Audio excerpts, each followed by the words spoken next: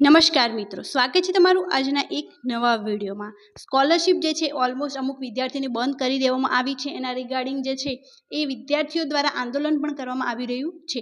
તો આની અંદર જે છે એ મેનલી ઉચ્ચ અભ્યાસ માટે જે છે વિદ્યાર્થીઓની સ્કોલરશિપ બંધ કરી દેવામાં આવી છે અને આના રિગાર્ડિંગ અત્યારે એક અપડેટ આવી રહી છે। તો આના વિશે આજે આપણે વિડીયોમાં ચર્ચા કરવાના છીએ। તો વિડીયોને લાસ્ટ સુધી જરૂર જુઓ જેથી તમને આની સંપૂર્ણ ઇન્ફોર્મેશન મળી રહે અને કયા વિદ્યાર્થીને આ સ્કોલરશિપ નથી આપવામાં આવતી એની પણ તમને ઇન્ફોર્મેશન જે છે એ મળી રહે। તો શરૂ કરીએ આજનો આ વિડીયો। ઓક્ટોબર 2024ના પરિપત્રને પાછો ખેંચવા માટે મંત્રી ડિંડોરની ભીષમાં લીધી। એસટી છાત્રોને ઉચ્ચ અભ્યાસની સ્કોલરશિપ બંધ કરવા મુદ્દે વિપક્ષનો વોકઆઉટ જે છે કરી દેવામાં આવ્યો છે। વિપક્ષ સભ્યો ડોક્ટર તુષાર ચૌધરી, અનંત પટેલ, કાંતિ ખરાડી અને વસાવાએ વેલમાં આવીને દેખાવ કરતા અધ્યક્ષે ગૃહ બહાર નીકળ્યા।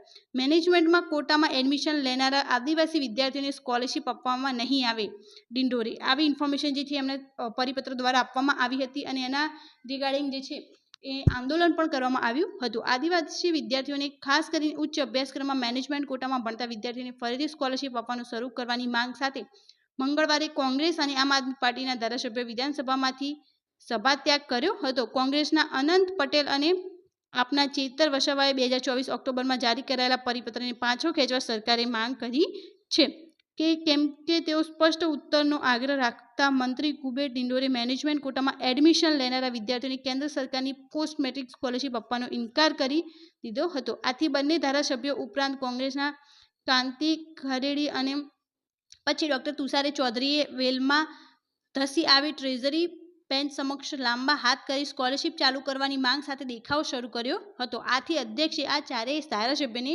ગૃહ બહાર નીકાળી જવા આદેશ કરતા સમગ્ર વિપક્ષે વોકઆઉટ કર્યો હતો।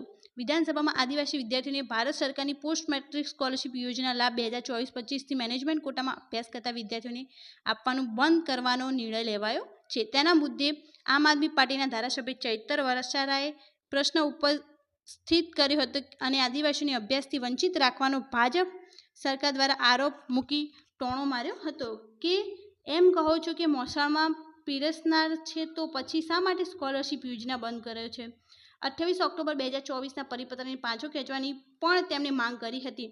તો જે એસટીના વિદ્યાર્થીઓ છે એમને જે છે મેનેજમેન્ટ કોટાની અંદર એડમિશન લીધું હોય તો એમને સ્કોલરશિપ જે છે બંધ કરી દેવા માટેનું આંદોલન અથવા કહી શકાય પરિપત્ર જે બહાર પાડવામાં આવ્યો હતો હવે એને પાછો ખેંચવા માટે જે છે ફરીથી આંદોલન થઈ રહ્યું છે। તેના ઉત્તરમાં આદિવાસી જાતિના વિકાસ મંત્રી કુબેર ડિંડોરે આદિવાસી વિદ્યાર્થીઓને કયા પ્રકારના અભ્યાસ માટે કેવી રીતે સ્કોલરશિપ અપાય છે તેની લાંબી લચક વિગતો આપી હતી। તેમણે કહ્યું કે રાજ્ય સરકાર દ્વારા તારીખ 28 ઓક્ટોબર 2024ના ઠરાવથી વર્ષ 2024-25ના વર્ષથી આ યોજના હેઠળ માત્ર મેનેજમેન્ટ કોટા જે હોય એની હેઠળ અપાતી શિષ્યવૃત્તિ યોજના બંધ કરાઈ છે। જ્યારે એ પહેલા વર્ષ 2023-24 તથા 2023-24માં પ્રવેશ મેળવનાર મેનેજમેન્ટ કોટાના સહિત તમામ કોટાના વિદ્યાર્થીઓને આ યોજનાનો લાભ મળશે જેથી આવા એક પણ વિદ્યાર્થીને અસર થશે નહીં। ડિંડોરે કહ્યું કે કેન્દ્ર સરકાર દ્વારા એસસી પછીના અભ્યાસક્રમમાં અભ્યાસ કરતા આદિવાસીના વિદ્યાર્થીઓને કે જેઓની માતા પિતાની વાર્ષિક આવક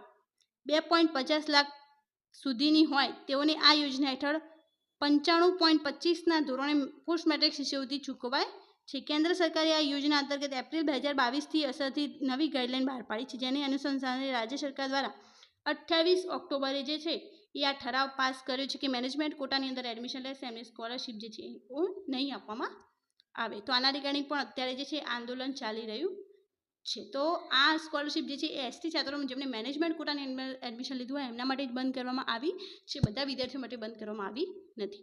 thank you so much for watching.